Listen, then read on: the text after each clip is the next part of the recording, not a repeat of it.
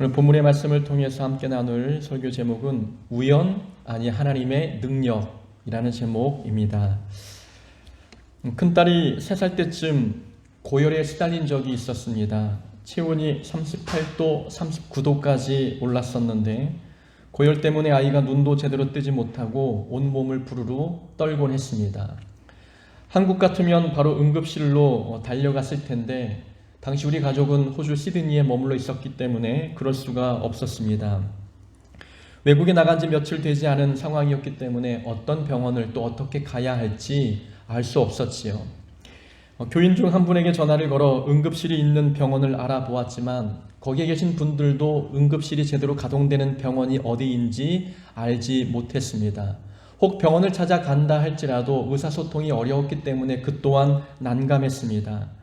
아이는 열이 펄펄 끓고 있는데 부모가 해줄 수 있는 것이 아무것도 없으니 두렵기도 했고 마음이 아프기도 했습니다. 제가 할 수 있는 것은 그 상황에서 기도뿐이었습니다. 아이의 머리에 손을 얹고 간절히 하나님께 기도했습니다. 하나님, 제가 의지할 곳이 아무것도 없습니다. 하나님만 의지하며 기도하오니 하나님 이 아이의 열을 떨어뜨려 주시고 이 감기에서 회복될 수 있도록 도와주시옵소서. 정말 지금까지 그렇게 간절히 기도했던 적이 없을 만큼 진심으로 마음을 다해 기도했습니다. 사람이 정말 궁지에 몰리고 도움의 손길을 구할 곳이 아무것도 없으면 기도가 간절해집니다. 하나님께 간절히 기도했더니 기적과 같이 그 열이 떨어졌습니다. 제 평생 처음 경험하는 일이었습니다. 하나님께서 내 삶이 이렇게 어렵고 의지할 대상이 없는 상황이다 보니 내 기도에 하나님께서 응답하셨구나. 그 생각이 드니까 너무 마음에 벅차오르는 감사가 넘쳤습니다. 그러나 시간이 어느 정도 흐르자 마음속에 의심이 들기 시작했습니다. 정말 내가 기도해서 나은 것일까? 내가 특별한 사람도 아닌데 하나님이 내 기도에 응답하신 것일까? 우연히 열이 떨어질 때가 되었으니까 떨어지는 것은 아닐까라는 생각이 들었습니다.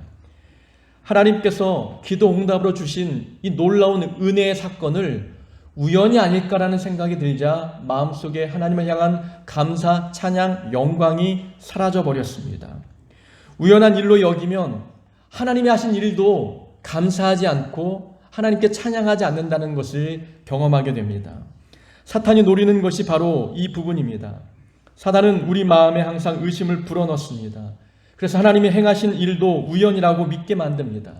삶에 벌어지는 모든 일들을 우연이라 믿게 만들면 하나님께 감사한 일도 감사하지 않고 하나님께 영광 올려드릴 일도 영광 올려드리지 않는 일들이 되어버리게 됩니다.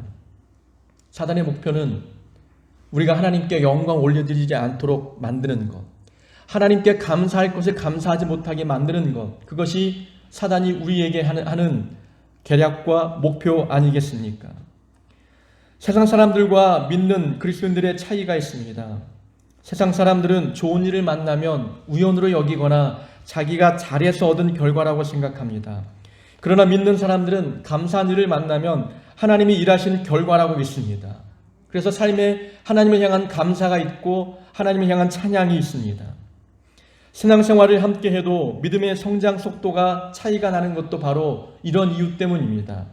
어떤 사람은 은혜의 사건을 우연으로 치부합니다. 우연으로 여기는 삶에는 감사가 없고 하나님께 영광 올려드리지 않습니다. 근데 어떤 성도는 삶에서 벌어지는 매우 작은 일들도 하나님이 행하신 일로 받아들입니다. 하나님이 내 기도에 응답하셔서 이러한 일들이 있어. 하나님이 나를 도와주셔서 이 일이 잘 된 거야. 모든 것을 하나님이 행하신 은혜로 받아들입니다. 그렇게 하나님이 행하신 은혜로 받아들이면 믿음이 더욱더 성장합니다. 하나님이 내 편이시구나. 하나님 살아계시구나. 하나님은 능력 있는 분이시구나. 라는 것을 믿게 되니 믿음이 더욱더 성장하게 됩니다. 작은 일도 하나님이 행하신 역사로 믿으면 모든 사건이 기적이 됩니다. 근데 기적과 같은 일도 우연으로 치부해버리면 아무것도 아닌 일이 되어버리는 것입니다. 룻기에 보면 룻과 시어머니 나오미가 베들레헴에 돌아오는 장면이 나옵니다. 베들레헴에 와서 먹을 것이 없자 룻이 이삭을 줍기로 결정합니다. 어머니에게 이제 말을 하지요. 내가 누군가에게 은혜를 입으면 그를 따라서 이삭을 줍겠나이다. 허락을 받고 갑니다. 성경에 보면은 룻이 보아스 밭으로 가지 않습니까? 이 장면을 묘사할 때 룻이 우연히 보아스 밭에 이르렀다라고 기록되어 있습니다. 우연이라는 단어를 언급했다는 거죠. 룻이 보아스 밭에 간 것은 우연이라는 단어를 사용했지만 그것은 우연이 아니라 하나님의 섭리요 하나님의 계획이었습니다. 그 기도의 응답이었던 거죠. 말씀드린 것처럼 룻이 이삭주로 나가기 전에 이렇게 말합니다. 내가 누군가의 은혜를 입으면 그를 따라서 이삭을 줍겠습니다. 그 당시에는 여자 혼자 이삭을 줍는다는 것은 위험한 일이었습니다. 남자들이 일하는 그 일터에서 이삭을 줍다가 원치 않는 일을 겪게 되는 경우도 종종 발생했습니다.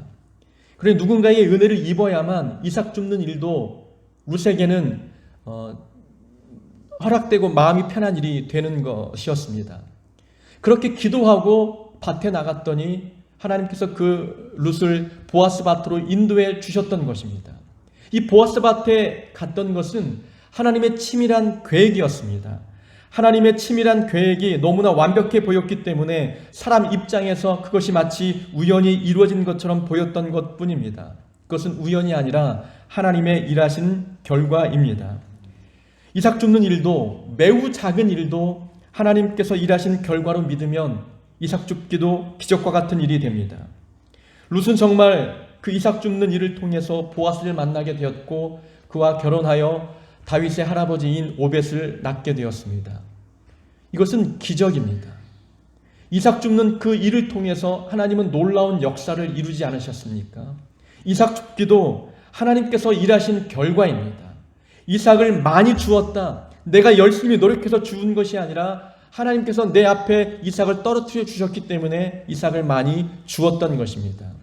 이삭 줍기도 하나님께서 내 기도에 응답하신 결과, 하나님이 기적을 베푸신 결과로 받아들일 때에 그 사건을 통하여 믿음이 성장합니다. 믿음이란 무엇입니까? 내 삶에 벌어지는 모든 상황을 하나님과 연관지어 생각하는 힘, 이것이 믿음입니다. 내 삶에 벌어지는 모든 은혜의 사건을 하나님과 연결지어 생각할 수 있는 힘이 바로 믿음입니다. 우리 삶이 행복합니까? 지난 한 주간 행복하게 사셨습니까? 그럼 그 행복을 누가 주신 것입니까? 하나님이 내게 행복을 허락해 주셨다. 하나님과 연관지어 생각하는 이 힘이 바로 믿음입니다. 지난 한 주간 무탈하게 아무 사건 없이 그렇게 살아오셨습니까? 그 또한 하나님과 연관지어 생각해야 합니다. 하나님이 내 삶을 돌아보시고 은혜 베푸셨기 때문에 무탈하게 한 주간 보낸 것이다 라는 이런 믿음의 고백을 할 수 있어야 됩니다. 이것이 바로 믿음입니다. 믿음은 다른 것이 아닙니다. 내 삶이 일어나는 모든 은혜의 사건을 하나님이 행하신 일로 연결지어 생각할 수 있는 그 힘이야말로 진정한 믿음입니다. 오늘 본문에 바로 그러한 내용이 나옵니다. 왕의 신하가 가버나움에 살고 있었습니다. 그에게는 아들 하나가 있었는데 죽을 병에 걸렸습니다. 왕의 신하는 예수님이 갈릴리 가나에 오셨다는 이야기를 듣고 가버나움에서 가나까지 달려갔습니다. 예수님 청하건대 내려오셔서 내 아들의 병을 고쳐주옵소서 부탁했습니다. 예수님께서 말씀합니다. 너희는 표적과 기사를 보지 못하면 도무지 믿지 아니하리라. 이 왕의 신하를 향해서 말하는 것이 아니라 유대인들을 향해서 표적만 보고 믿으려고 하는 자들을 향해서 책망조로 말씀하셨습니다. 왕의 신하가 다시 부탁했습니다. 주님 죽기 전에 내 아들이 죽기 전에 내려오시옵소서. 예수님이 말씀하기를 가라 내 아들이 살아있다 라고 말씀합니다. 그 말씀을 듣고 왕의 신하는 집으로 향했습니다. 내려가는 길목에 집에서 오는 종들을 만났습니다. 종이 이야기합니다. 주인님, 당신의 아들이 나았습니다. 이 말을 듣고 이 왕의 신하가 중요한 질문을 합니다. 언제 아이가 낫기 시작했느냐?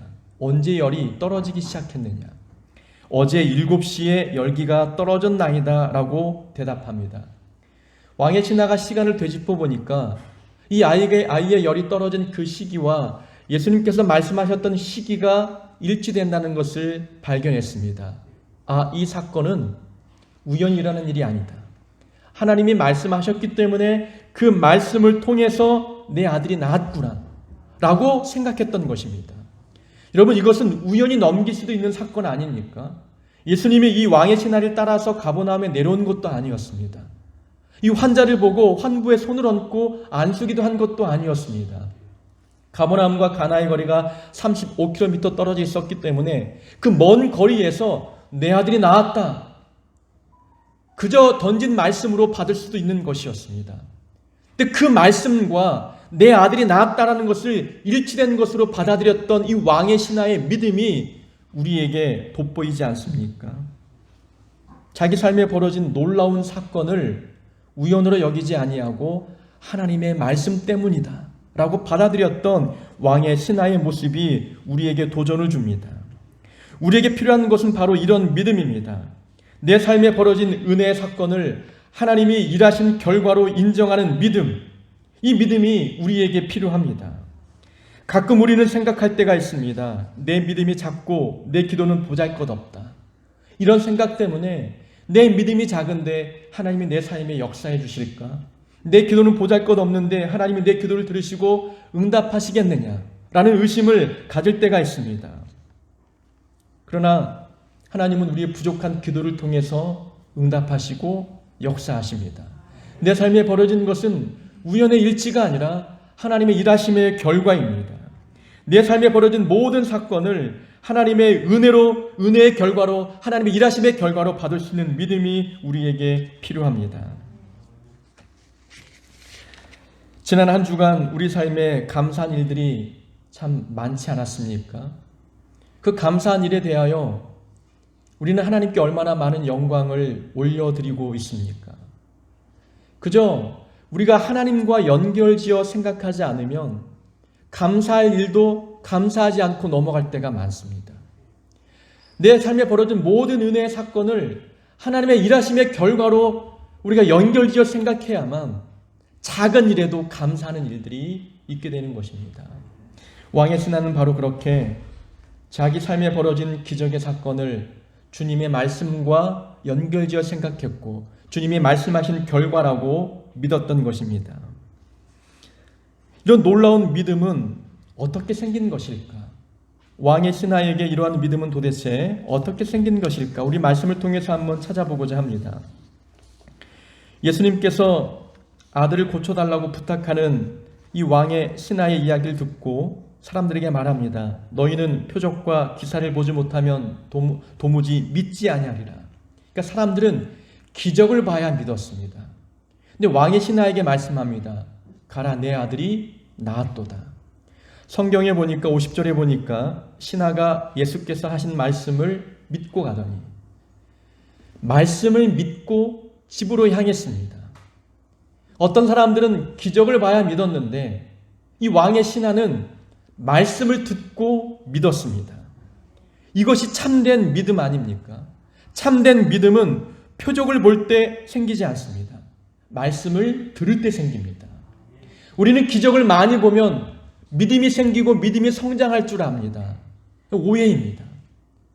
정말 견고한 믿음, 성숙한 믿음은 말씀을 들을 때 생긴다는 것 우리는 기억해야 합니다. 어떤 사람들은 초자연적인 기적을 기대합니다. 내가 기적을 보면 예수 믿겠다. 기적이 나타나면 내 믿음이 성장하겠다라고 이야기합니다. 저도 어릴 적에 그런 기적을 많이 소망했습니다. 누구는 특별한 영적인 은사들을 체험하고 누구는 기적을 체험하는데 모태신앙인 제 삶에는 그런 기적이 없는 거예요. 하나님, 기적 한 번만 보여주십시오. 그럼 내가 믿겠습니다.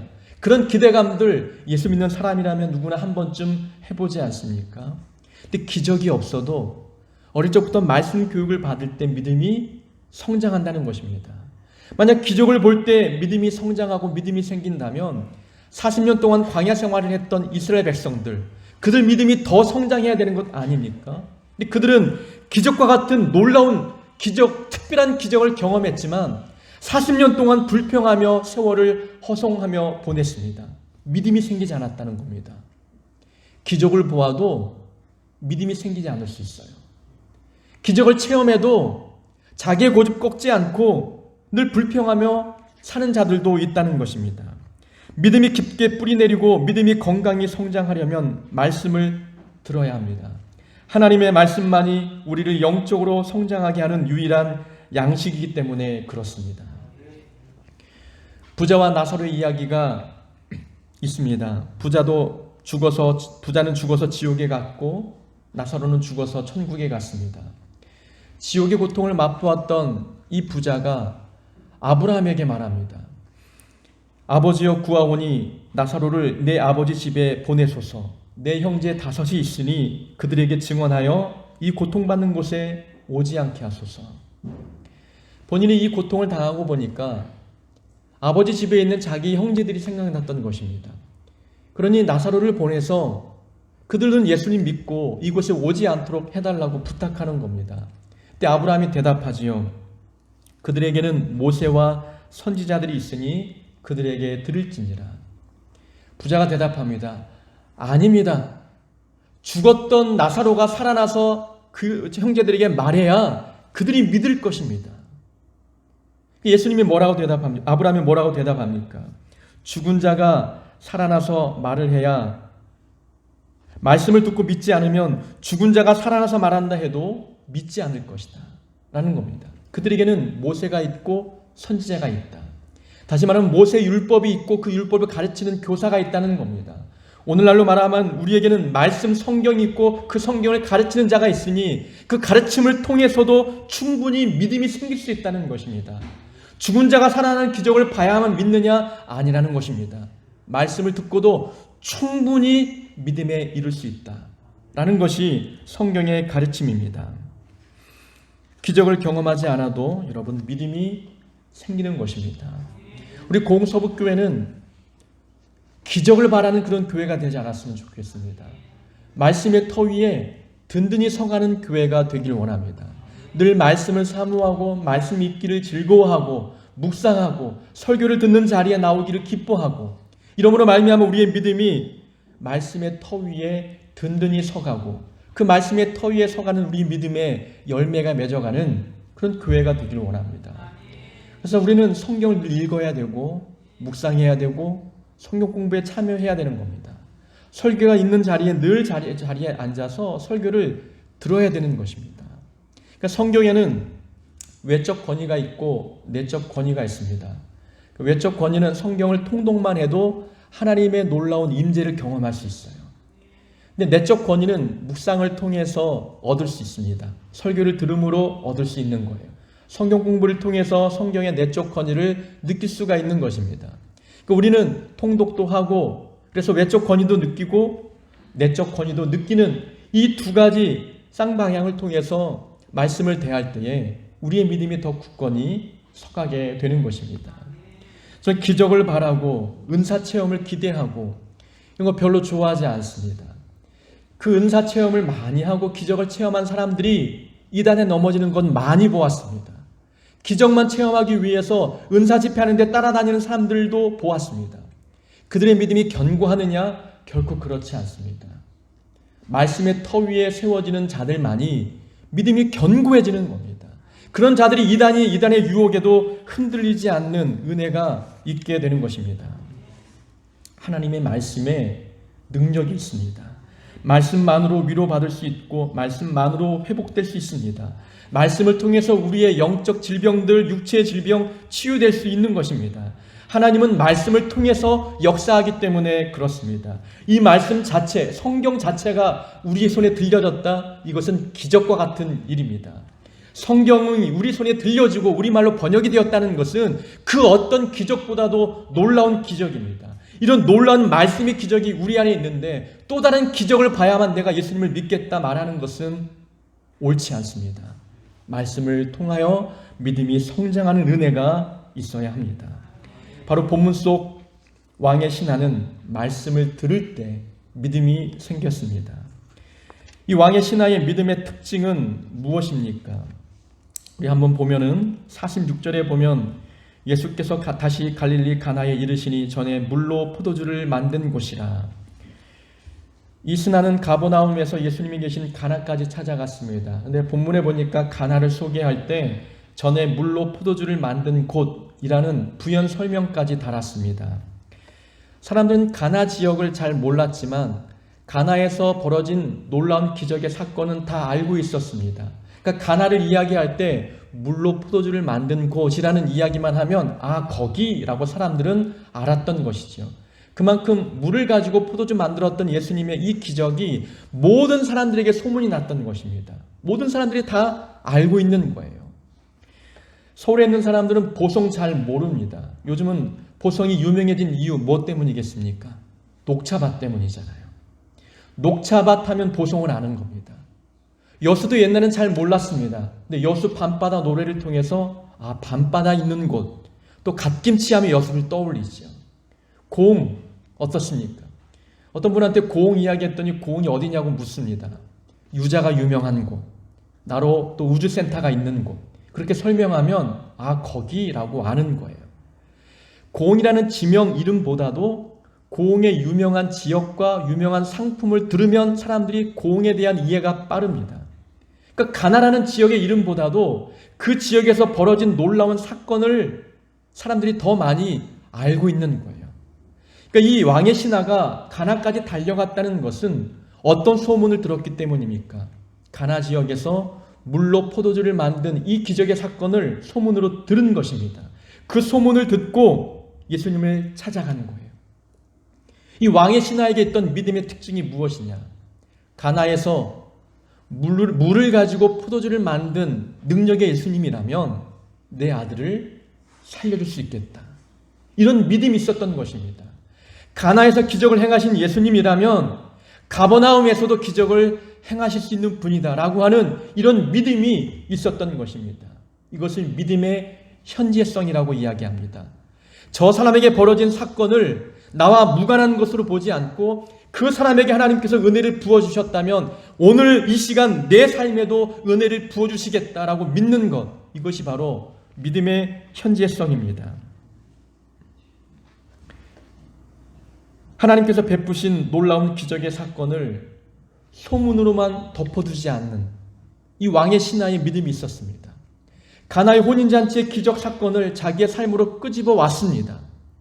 거기에서 벌어진 사건이라면 왜 내 삶에서는 벌어지지 않겠느냐, 이런 믿음이 있었던 것입니다. 이것이 믿음의 현재성이죠. 왕의 신하가 갖고 있는 믿음의 특징입니다. 믿음은 추상적인 것이 아닙니다. 믿음은 지금의 삶에 구체적으로 영향을 주어야 합니다. 믿음이 없는 사람에게는 기적은 그저 과거의 소문으로 끝납니다. 그러나 믿음 있는 사람에게 기적은 과거의 소문이 아니라 지금 현재에서도 경험할 수 있는 실체입니다. 우리는 성경에 나타나는 모든 기적을 어떤 마음으로 대하십니까? 이 성경에 나타나는 모든 기적과 은혜의 사건들은 그 시대에만 통용되는 그들만의 사건으로만 생각하십니까? 아니면 그 사건을 내 삶의 현재로 가지고 와서 내 삶에도 동일하게 역사할 수 있는 하나님의 능력으로 받아들이십니까? 믿음의 현재성은 성경에 나오는 모든 은혜의 사건이 내 삶에서도 일어날 수 있다고 믿는 그런 믿음입니다. 이스라엘 백성들이 광야에서 만나를 먹었습니다. 우리는 궁금하죠. 만나가 어떤 맛일까? 그 만나의 기적이 그들만 겪는 기적입니까? 아니면 우리도 겪을 수 있습니까? 오늘 지금 이 순간 내 삶의 자리에도 만나의 기적은 경험할 수 있는 사건입니다. 하나님께서 말씀의 만나를 우리에게 부어주시잖아요. 은혜의 말씀을 들으면 배가 부릅니다. 육적인 배가 아니라 뭔가 행복의 배가 부릅니다. 기쁨의 배가 부르지 않습니까? 뭔가 든든해집니다. 세상을 이기는 능력이 생길 것 같은 느낌이 우리 안에 찾아오지 않습니까? 말씀의 만나를 보았기 때문입니다. 말씀의 만나는 지금도 내 삶의 자리에 내려주고 있다는 것 우리는 믿어야 합니다. 홍해 바다가 갈라지는 기적, 그 기적은 이스라엘 백성들만 겪는 기적이 아닙니다. 하나님이 내 삶에 함께 하시면 우리에게도 그런 기적이 나타나는 겁니다. 꽉 막힌 삶의 문제가 하나님의 은혜로 열리는 기적, 우리는 많이 경험하지 않았습니까? 내 눈에는 길이 보이지 않는데 기도했더니 하나님께서 길을 보여주십니다. 그 길이 보이고 형통한 길이 내 눈에 들어오는 역사들이 있게 되는 것이지요. 홍해바다가 갈라진 기적이 내 삶에서도 경험되어지는 순간입니다. 물로 포도주를 만든 기적을 소문을 통해서 들었던 왕의 신하는 그런 기적이 내 삶에도 나타날 것이다 라는 확실한 믿음을 가지고 주님을 찾아갔던 것입니다. 이런 믿음의 현재성이 우리에게 필요합니다. 주님의 말씀으로 왕의 신하의 아들의 병이 고침을 받았습니다. 왕의 신하의 아들 이 병이 고침을 받았다면 왜 우리 삶의 문제는 고침받지 않겠습니까? 주님이 역사하시면 내 삶의 문제도 고침받는 일이 있을 수 있는 것입니다. 우리의 믿음은 바로 믿음의 현재성, 이 특징을 가지고 있어야 합니다. 또 하나의 특징이 있습니다. 예수님께서 왕의 신하에게 말씀합니다. 가라, 내 아들이 살아있다. 여러분 같으면 그 말씀만 듣고 집으로 돌아가겠습니까? 아마 좀 꼼꼼한 성격이라면 이렇게 말했겠지요. 예수님, 그 말씀 믿겠지만 만약 제 아들이 낫지 않으면 어떻게 하시렵니까? 제가 다시 가나에 왔다 갔다 할 만한 시간적인 여유가 없을 것 같습니다. 그러니 지금 우리 집에 오셔서, 만일을 대비해서 오셔서 저와 함께 집으로 동행해 주시는 것은 어떻겠습니까? 이렇게 말할 수도 있지 않겠습니까? 그런데 왕의 신하는 말씀을 믿고 집으로 갔습니다. 아들이 낳았는지 안 낳았는지 확인되지 않는 상태였지만 그 상황에 믿음을 가지고 집을 향했다는 것이죠. 그러니까 이 왕의 신하가 가지고 있는 믿음은 결과를 보고 믿는 믿음이 아니었어요. 결과를 보지 않고 믿는 믿음이었습니다. 결과가 내 눈앞에 나타나지 않았는데 믿었다는 것입니다. 주님이 말씀하시니 말씀만 듣고 믿었습니다. 이런 믿음이 우리에게 있어야 합니다. 어떤 사람들은 결과를 봐야 믿습니다. 결과를 봐야 순종합니다. 이런 결과를 보고 믿는 믿음은 누구든지 다 할 수 있는 것 아니겠습니까? 그런 자들 향해서 예수님이 책망하십니다. 표적과 기사를 보지 못하면 도무지 믿지 않는구나. 결과를 보지 않으면 도무지 믿지 않는구나 라고 주님이 책망하시는 겁니다. 오늘 본문은 우리에게 도전을 주고 있습니다. 결과가 나타나지 않아도 먼저 믿으라는 겁니다. 이것이 성경이 우리에게 가르쳐주는 믿음의 특징입니다. 이스라엘 백성들이 가나안 땅으로 들어갈 때 요단강을 건넜습니다. 요단강은 발을 먼저 강에 내디뎌야 갈라지는 강이었습니다. 강이 먼저 갈라지고 발을 내디딘 것이 아니라 그런 강이 갈라짐의 결과가 보이지 않았지만 먼저 발을 내디뎠습니다. 근데 홍해 바다는 어떻습니까? 먼저 바다가 갈라지고 그 마른 땅을 백성들이 걸어갔습니다. 믿음의 초기에는 결과를 봐야 믿습니다. 근데 시간이 흐르면 결과를 보지 않고도 믿는 믿음이 생겨야 하는 것 아니겠습니까? 우리 믿음의 연륜을 보십시오. 수십 년 예수 믿었습니다. 예수님의 제자들은 3년 믿었습니다. 이 정도 믿었으면 결과를 보지 않고도 믿는 믿음이 우리에게 있어야 하는 것 아니겠습니까? 언제까지 표적을 구하고 언제까지 기적을 바라고 언제까지 내 눈에 확실한 증거가 보여야 믿겠습니다라는 말을 하겠습니까? 물이 포도주가 되었던 기적, 물을 떠다준 하인들도 결과를 보지 않고 믿었습니다. 물을 떠다줄 때까지 물이었습니다. 우리 같으면 이 물이 무슨 소용이 있겠습니까? 물이 포도주로 변화되면 그때 순종하는 사람들이 있잖아요. 주님이 원하는 믿음은 말씀만 듣고 순종하는 겁니다. 결과를 보지 않고 믿는 것. 하나님께서 우리에게 원하시는 믿음의 모습입니다. 하나님의 말씀, 성경 통해서 우리에게 하나님은 끊임없이 말씀해 주십니다. 사람이 감당할 시험 밖에는 너희가 당한 것이 없나니 오직 하나님은 미쁘사 너희가 감당하지 못할 시험 당함을 허락하지 아니하시고 시험 당할 즈음에 또한 피할 길을 내사 너희로 능히 감당하게 하시느니라. 우리가 시험을 당할 때 도대체 이 시험 언제 끝날지 그 끝을 알 수 없을 때가 있어요. 아니 예수님은 우리가 감당할 만한 시험만 주신다고 했는데 지금 내가 겪는 이 시험은 내가 감당하지 못할 것 같아요. 그런데 하나님께서 감당할 시험만 우리에게 주신다 말씀하셨으니 그 말씀을 듣고 믿어야 됩니다. 지금 이 시험이 버겁고 어려워도 충분히 내가 믿음을 붙들면 이길 수 있다는 이 믿음이 있어야 되는 겁니다. 결과는 아직 나타나지 않았지만 주님이 그렇게 말씀하셨으니까 그 말씀을 믿고 행동해야 되는 것이지요.